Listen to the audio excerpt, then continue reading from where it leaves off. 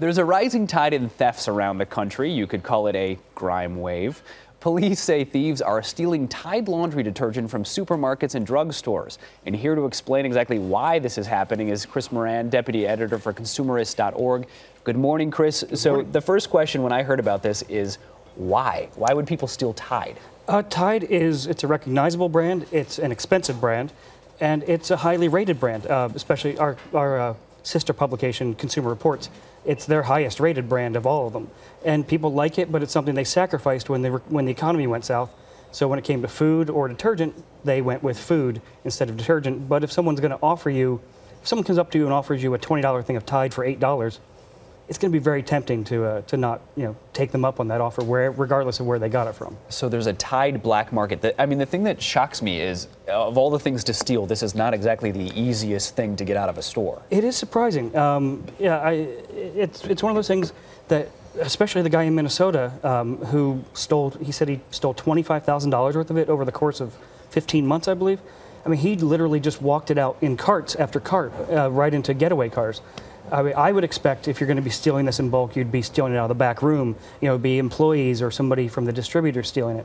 But I mean, these are people coming up with clever ways to walk out of stores with these things. So basically, they steal all this stuff, they stockpile it somewhere, and they're just kind of selling it on the street or out of their homes? Selling it, bartering it. There were, drug dealers, I believe, in Baltimore or Kentucky, because those were two other areas that they found Tide.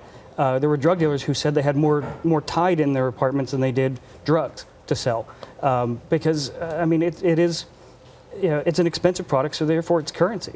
If I have to buy $50 in drugs, but I can give somebody $100 worth of Tide, why not?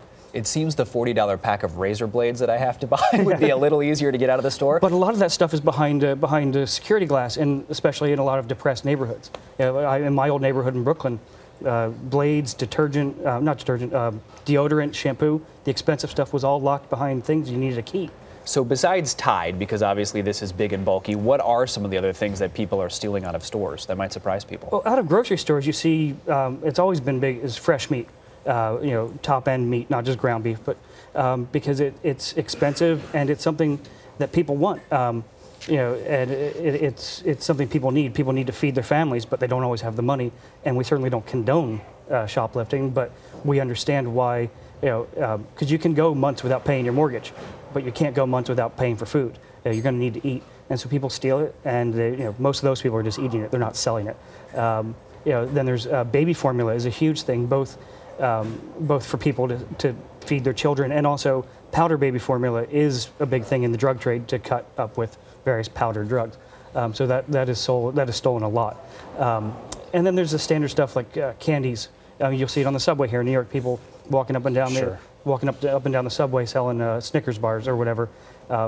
Half those people got it legitimately. The other half, maybe not so. People are creative. Thanks so much for coming in and explaining this to us. It's really fascinating that people are doing this. Yeah. Thanks so much, Chris.